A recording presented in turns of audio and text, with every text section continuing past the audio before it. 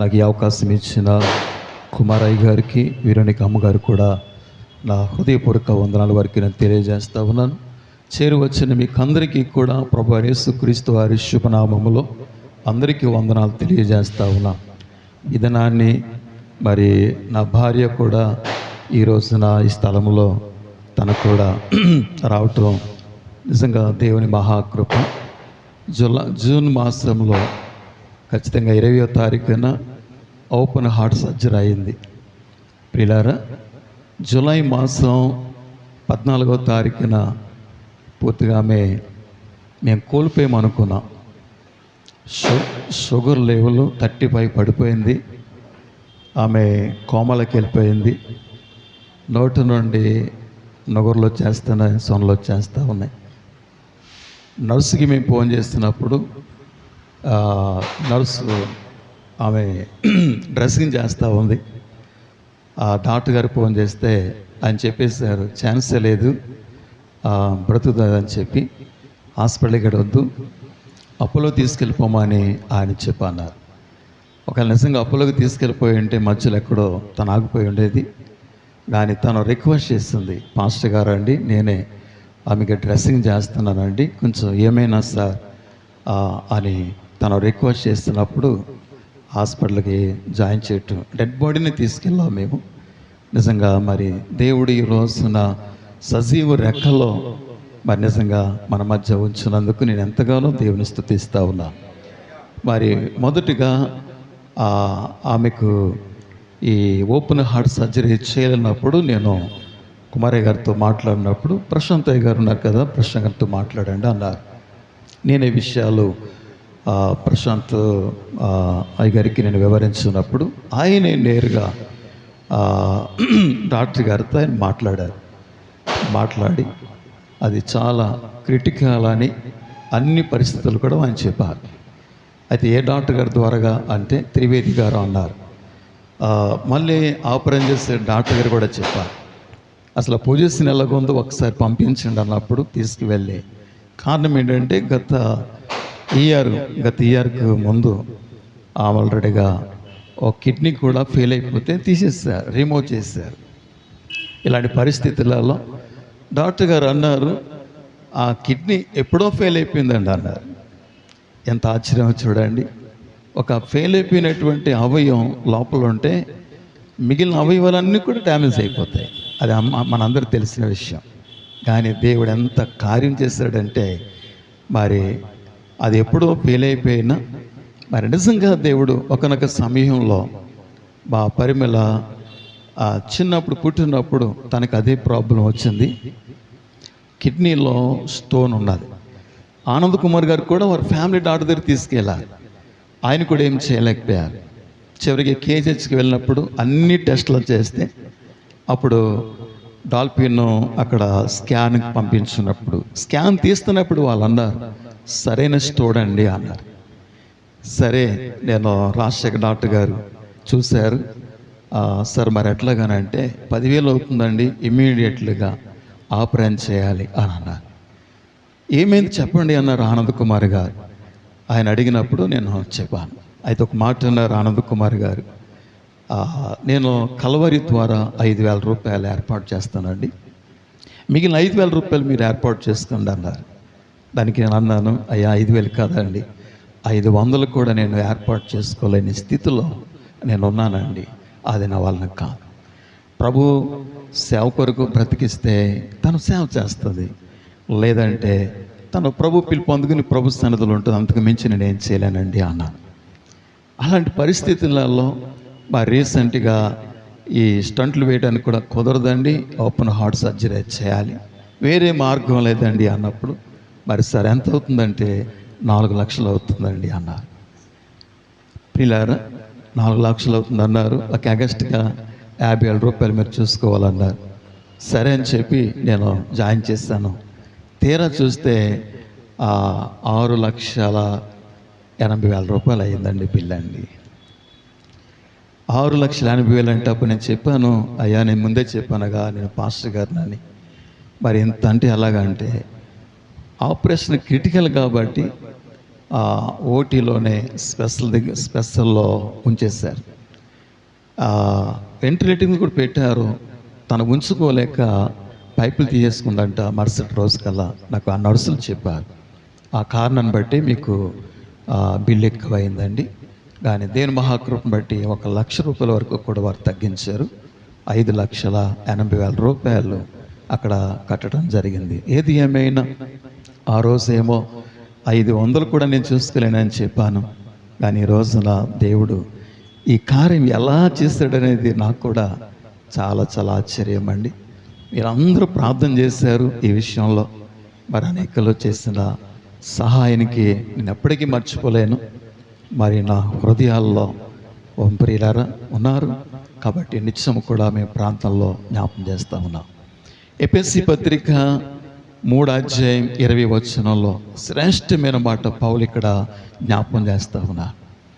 మనల్లో కార్యసాధకమగు తన శక్తి చొప్పున మనం అడుగు వాటన్నిటికంటేనో ఊహించిన వాటన్నిటికంటేనో అత్యధికముగా చేయ శక్తి గల దేవునికి ఘనమైన మా తండ్రి చదవబడిన ఈ లేఖన భాగాన్ని బట్టి వందన.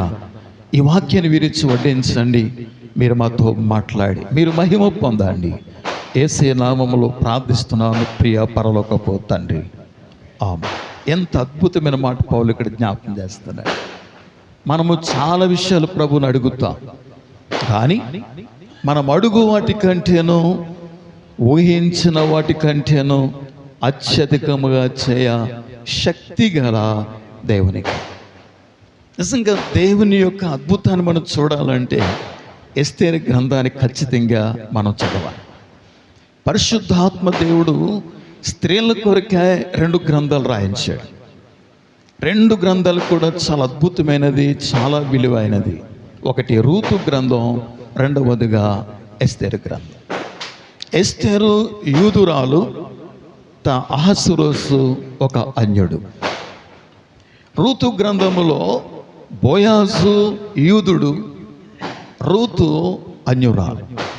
ఈ 2 గ్రంథాల్లో ఉన్నటువంటి సత్యాలు ప్రియులారా.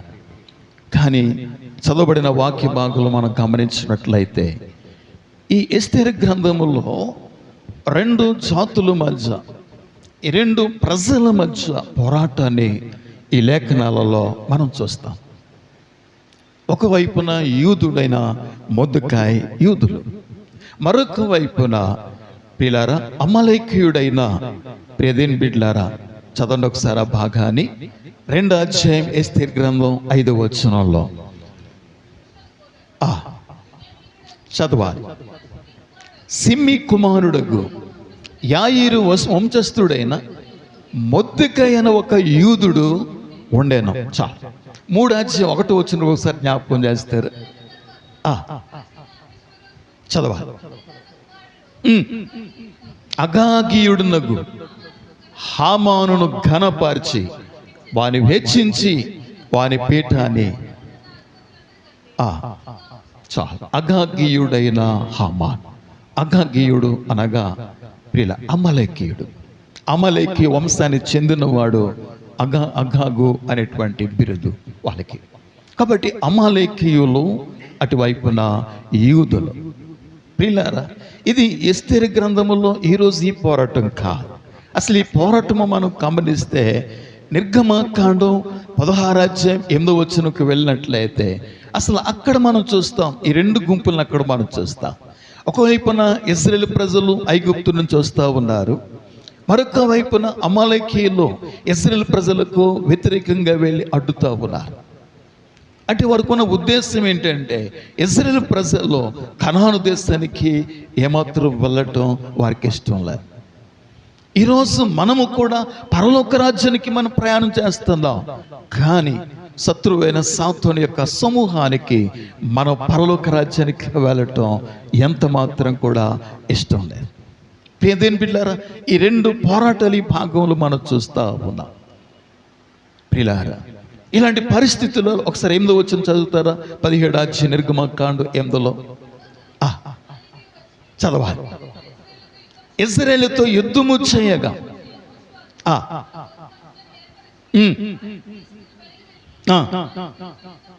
చా ఒకసారి 16 వచనం కూడా చూద్దామా. 17 అధ్యాయం 16 వచనం. అమాలేకీయులు తమ చేతిని యెహోవా సింహాసనమునకు విరోధముగా ఎత్తిరి. చూస్తారా, ఇజ్రాయేలుతో పోరాడుతున్నారంటే ప్రియులారా, సైన్యములకు అధిపతిగా యెహోవాతోనే పోరాడుతూ ఉన్నాడు. ఇదే విషయాన్ని అపోస్తలుల కార్యములు 9వ అధ్యాయం 5వ వచనం భాగంలో మనం చూస్తాం.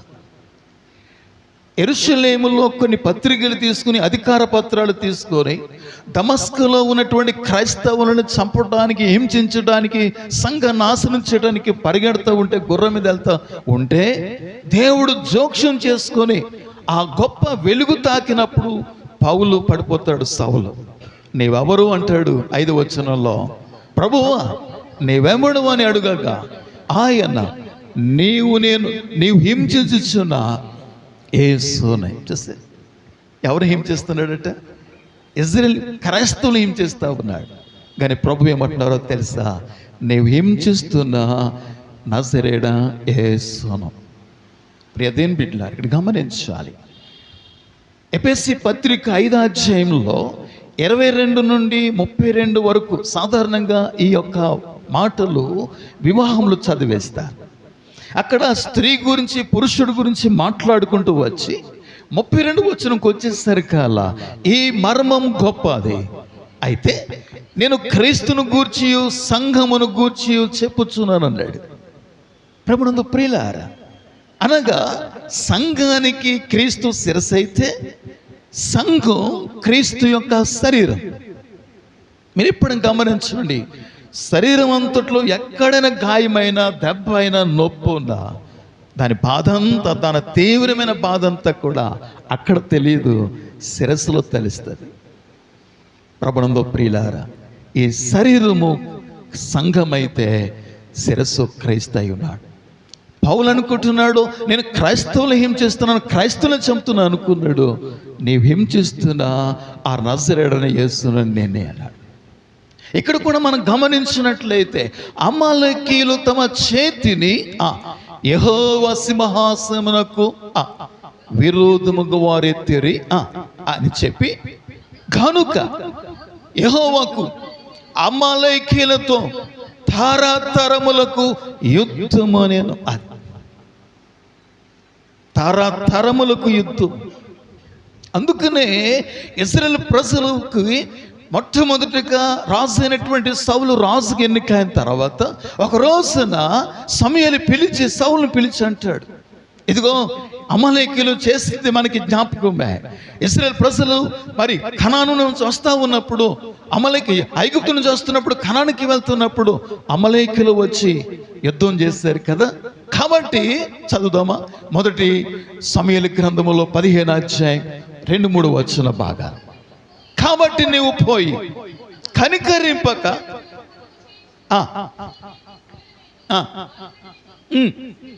చదవాలి,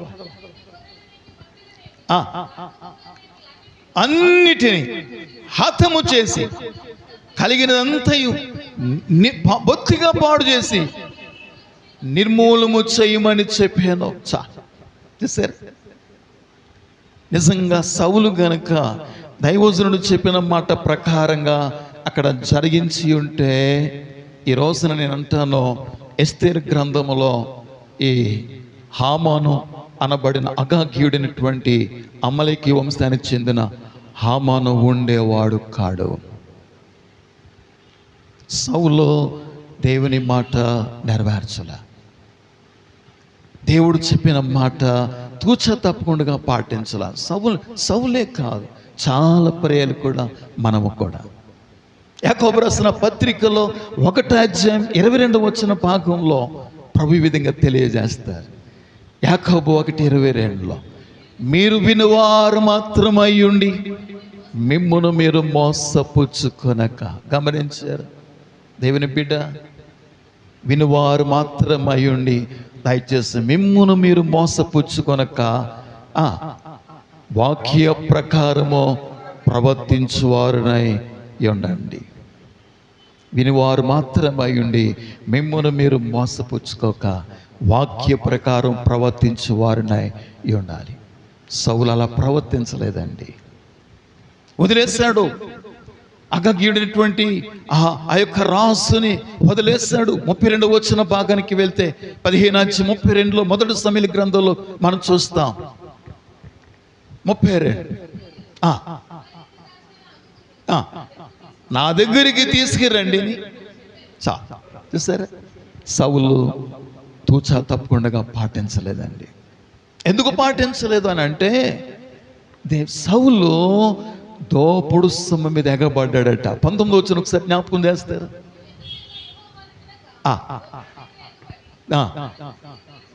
గమనించారు, దోపుడు మీద ఎగబాడే.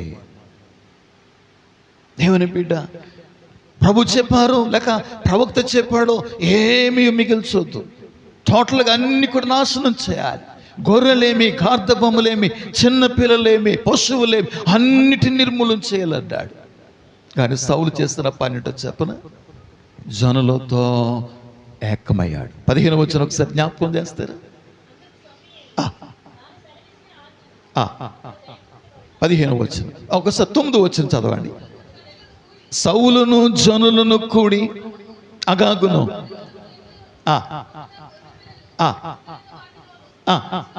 మంచి వాటిని నిర్మూలించేక కడగా ఉంచి చూసారా, దేవుడు చెప్పింది ఎవరితో? సౌలుతో చెప్పాడు. సౌలు ఏం చేస్తాడు? జనులతో ఏకమయ్యాడు, జనులతో ఆలోచన చేశాడు.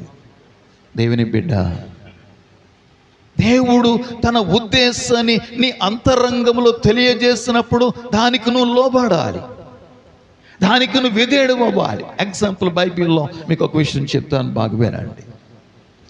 అపొస్తలుల కార్యములు 21 అధ్యాయానికి మనం వెళ్ళినట్లయితే చాలా స్థలాల్లో దేవుడు మాట్లాడుతూ ఉన్నాడు. ఇదిగో యెరూషలేముకి వెళ్ళబోతున్న పౌలుని బంధించబోతున్నారు అని చెప్పి రకరకాలుగా చెప్తా ఉంటే, అక్కడ గమనిస్తే ప్రియ దేవుని బిడ్డలారా, చాలా మంది వేడుకుంటారు, పౌలా యెరూషలేముకి వెళ్ళొద్దు, ఇదిగో నేను బంధిస్తారు అని చెప్తున్నప్పుడు అగబని ఒక ప్రవక్త వచ్చి పౌలు యొక్క నడికట్టు తీసుకుని తన చేతులు కాలు కట్టుకుని ఈ నడికట్టు గల మనుషులు ఇలా బంధించబోతున్నారు చెప్తున్నప్పుడు వాళ్ళు ఏడుస్తారు, వెళ్ళవద్దు పౌలు అంటే.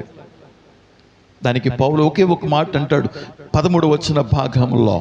ఇందెందుకు 13 వచ్చిన 21:13 ఇందెందుకు మీరు ఏడ్చి నా గుండెను బ్రద్దల చేసేదరేలా, నేనైతే యెరూషలేములో బంధించబడుటకు మాత్రమే కాక చనిపోవుటకు కూడా నేను సిద్ధముగా ఉన్నాను. దేవుని స్తోత్రం. ఏ సౌలు అయితే సంఘాన్ని హింసించాడో ఆ సౌలు పడిన శ్రమలు చాలా రాయలేదంట, చాలా చెప్పలేదంట పౌలు. బైబిల్లో మనం గమనిస్తే 2వ కొరింథీ పత్రికలో ప్రియ దేవుని బిడ్డలారా 11వ అధ్యాయంలో 33 నుండి మనం చూస్తామో, ఆ యొక్క 23 నుంచి 33 వరకు చదువుతామో, పౌలు పడినటువంటి శ్రమలు. రాళ్లతో కొట్టబడ్డాడు, బెత్తములతో కొట్టబడ్డాడు, వాడ పగిలి ముమ్మారు శ్రమ పడ్డాడు. బంధువుల ద్వారాగా, యూదుల ద్వారాగా, స్వజనుల ద్వారాగా ఎన్ని రకాలైన శ్రమలు అనుభవించాడో. ఆ శ్రమలన్నిటినీ తను ఏ విధంగా భావిస్తాడో చెప్పనా, తను ఏ విధంగా అంటాడో చెప్పనా.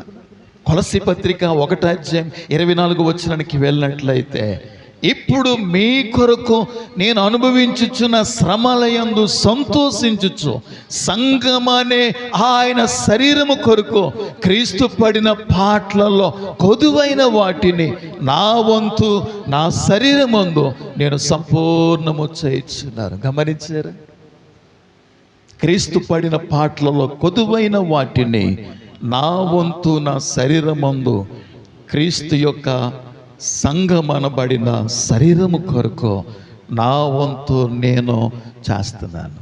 సోదరుడా, సంఘము దాని అంతటా అదే రాదు, దానికి నీ వంతు కూడా ఉంది, నీ వంతు కూడా ఉంది. ఎప్పుడైతే వాళ్ళందరూ ఏడ్చి పౌలు యొక్క గుండెను బ్రద్దలు చేస్తున్నప్పుడు పౌలు యొక్క అంతరంగంలో దేవుని యొక్క అభిషేకానికి లోబడ్డాడండి. దేవుని స్తోత్రం. ఆమేన్. అంతరంగములో దేవుడు పౌలుతో ఏవైతే మాట్లాడాడో, బాహ్యంగా చాలామంది చెప్తారు, చాలామంది రకరకాల మాట్లాడతారు బాహ్యంగా, పిల్లదేని బిడ్డలారా. కానీ అంతరంగములో దేవుడు మాట్లాడిన మాటకు మన విధేయులం అవ్వాలట. మొదటి యోహాను రాసిన పత్రికలో 2వ అధ్యాయం 20లో ఆ మాట ఒకసారి మనం చూడగలం. చదువుతారు ఒకసారి. 2:20లో, అయితే మీరు పరిశుద్ధిని వలన అభిషేకము పొందిన వారు గనుక సమస్తమును ఎరుగుదరు. 27 కూడా ఒకసారి చదువుతారా?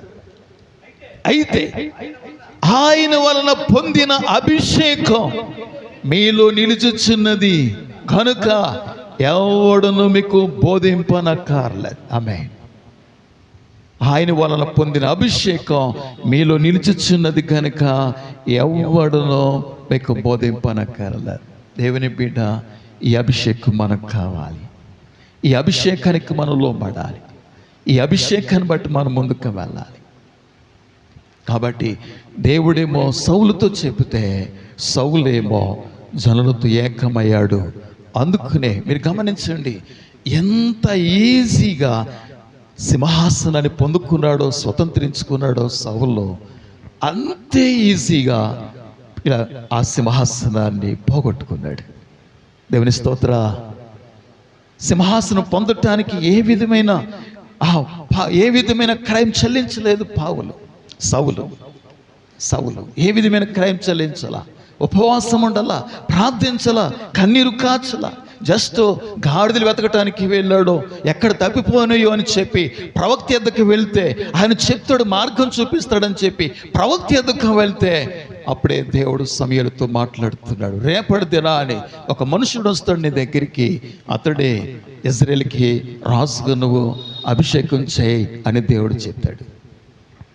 దేవుడు చెప్పిన రీతిగానే ఆ గాడిదల కోసం అడగటానికి వస్తే దేవుడు మాట్లాడిన రీతిగా ఆ సౌలుని రాజుగా అభిషేకిస్తాడు సమూయేలు. ప్రియదేని బిడ్డలారా, రాజుగా అభిషేకిస్తాడు. కానీ అంతే సులువుగా రాజ్యాన్ని పోగొట్టుకున్నాడు. తన కోసమే చూడండి, క్రొవ్విన వాటిని, బలమైన వాటిని అన్నిటిని కూడా తను ప్రత్యేకించడట. తన కోసం నీచమైనవి, పనికిరానివి, ఉపయోగం లేనివన్నీ కూడా వాటిని నాశనం చేశాడట. దేవుని బిడ్డ, ప్రభునందు ప్రియులారా, ఇదే విషయాన్ని అపొస్తలుల కార్యం 5వ అధ్యాయం మనం చదువుతాం. అక్కడ మనం గమనిస్తే, కొంచెం పై వచనంలో గమనిస్తే, అక్కడ ఒక వ్యక్తి ఉంటాడు ప్రియులారా, బర్నబాస్. ఆదరణ పుత్రుడు అని ఒక పేరు పెట్టారు. బర్నబాస్ యవనస్తుడు, తన భూమి గలవాడయ్యుండి దానిని అమ్మిన వెల తీసుకొచ్చి అపొస్తలుల పాద దగ్గర పెట్టాడట. నేనెందుకు ఇవ్వకూడదు, నేనెందుకు చేయకూడదు? బహుశా అననీయులు కూడా ప్రేరేపణ కలిగిందేమో, సఫీరులు కూడా ప్రేరేపణ కలిగిందేమో, నేనెందుకు చేయకూడదు అనుకున్నాడు. తీరా చూస్తే ఆ భూమి అమ్మాడు. కానీ తీరా చూస్తే అమ్మినటువంటి దానిని తేకమునిపే తన హృదయంలో సాతానుడు ప్రవేశించాడు. 5వ అధ్యాయం 3వ వచన భాగంలో పేతురు అంటాడు, చదవాడు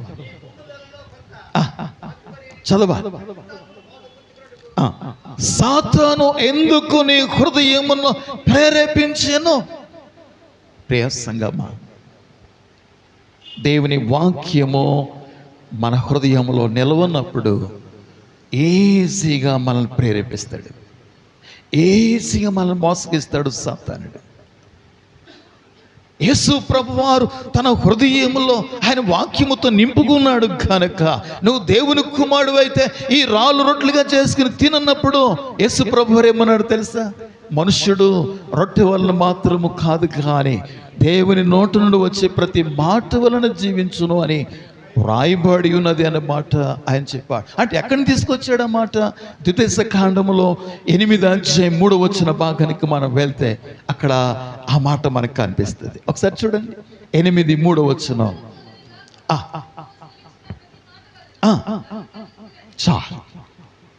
ఆ మాట తీసుకొచ్చి ప్రభువారు సాతాను ముందు రొలిపించున్నప్పుడు వాడు మాట్లాడలేకపోయాడు.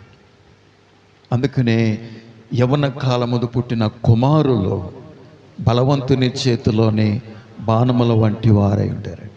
వారితో తన అంబుల పొది నింపుకొనిన వాడు ధన్యుడు. వేటగాడు వెనకాల అంబుల పొది ఉంటుంది, దాని నిండా బాణాలు నింపుకుంటాడో శత్రువు ఎదిరినప్పుడు ఒక్కొక్క బాణం తీసి శత్రువు మీద రులపేస్తాడు. దేవుని బిడ్డ, మన హృదయము ఒక అంబుల పొది అండి. ఈ అంబుల పొదిలో వాక్యం అనే బాణాల్లో ఎంతగా మనం నింపుకుంటామో, సమయం వచ్చినప్పుడు సాతానుడు మన మీద దాడి చేస్తున్నప్పుడు ఆ అంబుల పొదిలో ఉన్న ఆ వాక్యం అనే బాణం వాడి ముందు రులిపించినప్పుడు వాక్యానికి మరలా ఎదురు చెప్పలేడండి అపవాది. ప్రపంచంలో ప్రియులారా, నువ్వు వాక్యం కొరకు నిలబడుతున్నప్పుడు అంత వ్యతిరేకమే. ఎందుకండి హామాను మొర్దెకైని చంపాలనుకున్నాడు. మొర్దెకై ప్రాణము తీయట చాలా సులువు అని ఎందుకు అనుకున్నాడు? ఒకసారి భాగం చదువుదామా? 3:4 భాగంలో చదువుదాం. చదవాలి చదవాలి.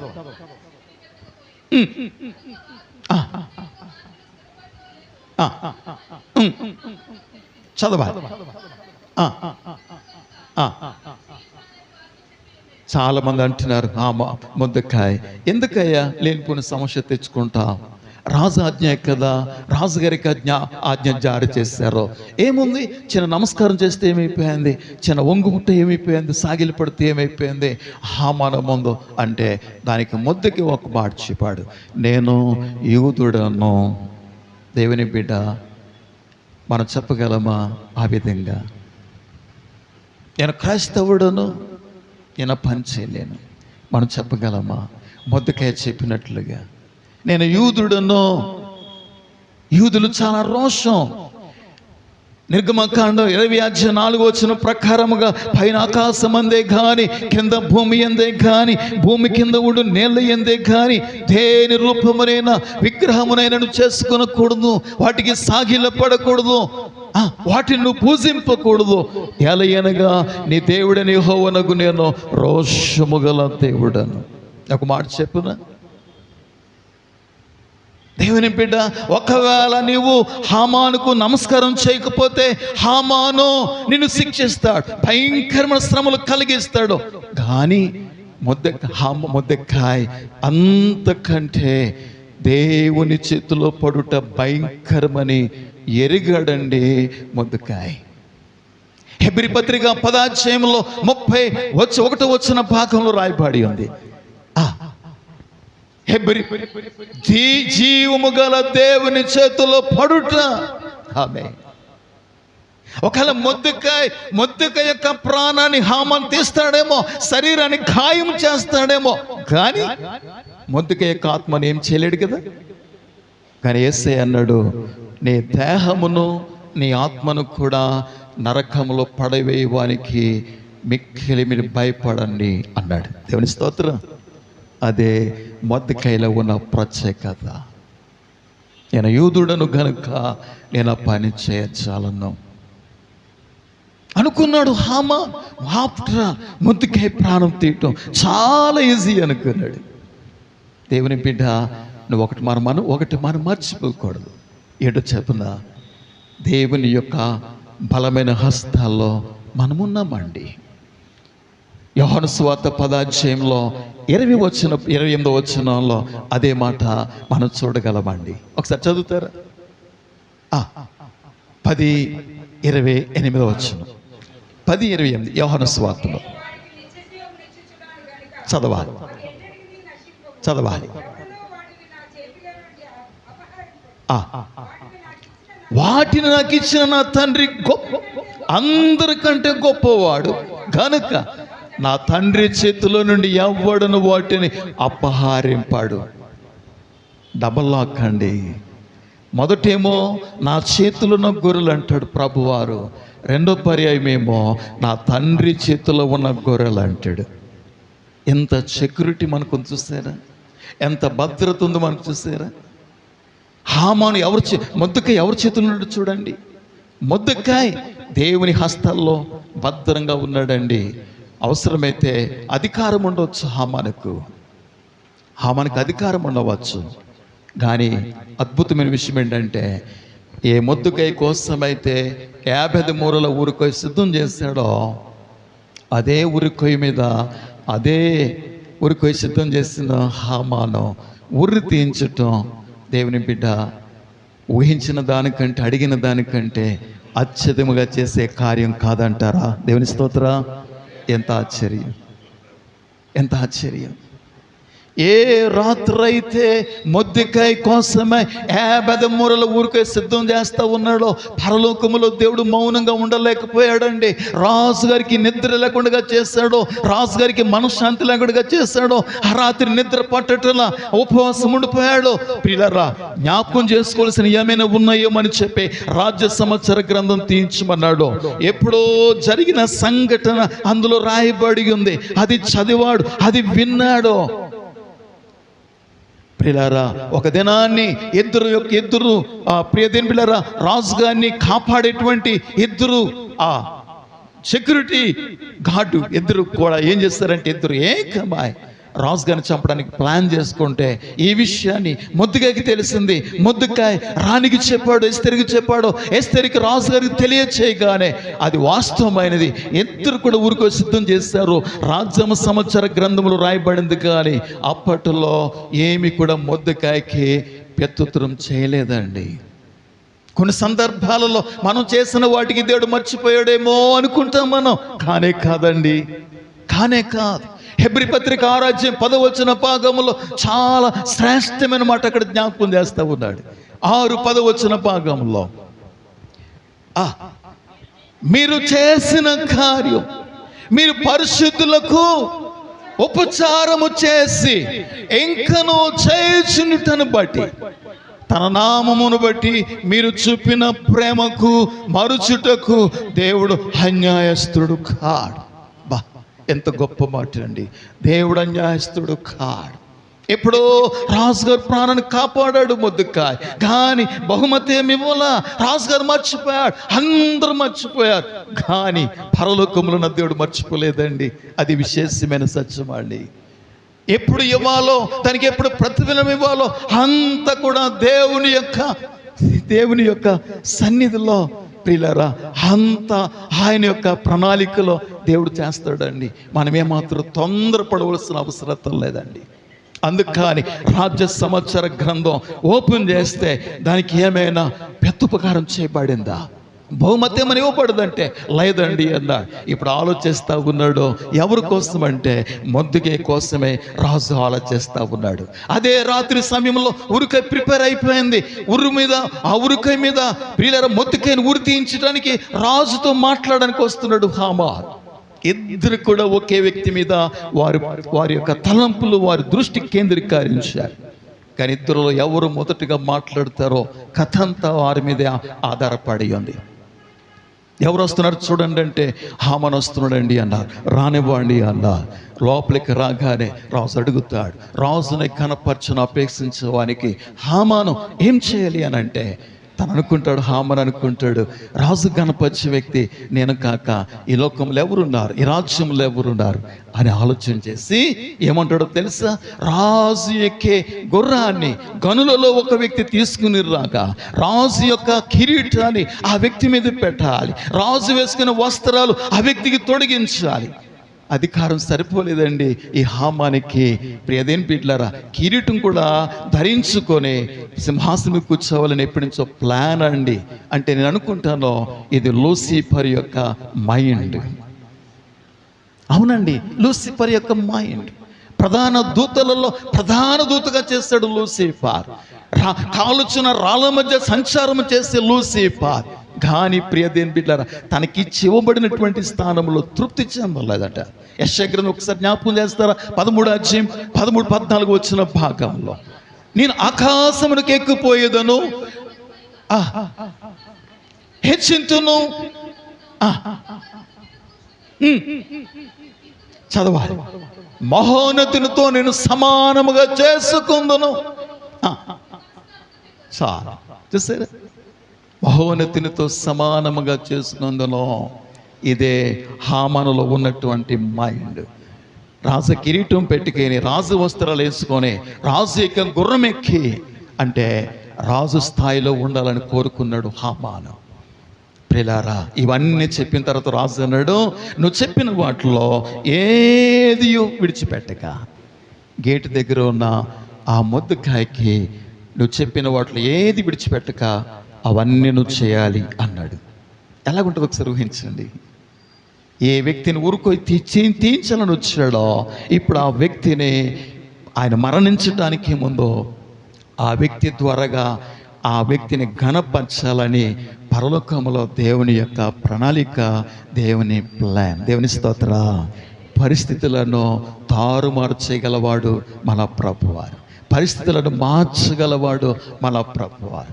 దేవుడు అనే మాట బైబిల్లో ఎస్తేరు గ్రంథంలో ఒక్క మాట కనపడదండి, కానీ దేవుని యొక్క శక్తి ప్రతి భాగములో, ప్రతి అధ్యాయంలో మనం చూస్తామండి.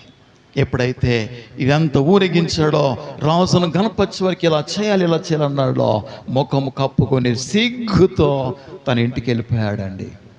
వెంటనే కబురు వచ్చింది, ఇదిగో రాణి భోజనానికి రాజుగారితో పాటు మీరు వెళ్ళటానికి రమ్మంటున్నారు అన్నప్పుడు, ప్రియులారా, అదే ముగింపండి. ఎవరో చెప్పారో, రాజు మేలు కొరకే మాట్లాడిన మొర్దెఖాయి కోసమే 10 మూరల ఉరుకు సిద్ధం చేయబడిందంటే, ఆ ఉరుకు మీద హామానును తీసుకెళ్ళి ఊరెత్తించండి. దేవుని బిడ్డ, దేవుని బిడ్డ, ప్రార్థన జీవితం ఎంత గొప్పది అంటే, ప్రార్థన ప్రియులారా, మనం చూస్తాం 3వ అధ్యాయంలో గేటు గుమ్మం దగ్గర ఉంటుండి చూస్తాం. 4వ అధ్యాయంలో 10వ అధ్యాయం 3వ వచనంకి వచ్చేసరికల్లా ఎక్కడున్నాడో చెప్పన, ఆ మాట చదివి ముగించుకుందామా. యూదుడైన మొర్దెఖాయి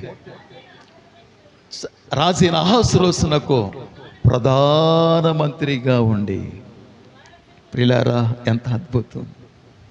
అడిగిన వాటి కంటేనో, ఊహించిన వాటి కంటేనో ఆశ్చర్యంగా చేయ శక్తి గల దేవుడు మన దేవుడు. దేవుని స్తోత్ర. ప్రియులారా, పడిన వారిని పడినట్టుగా ఉంచడండి.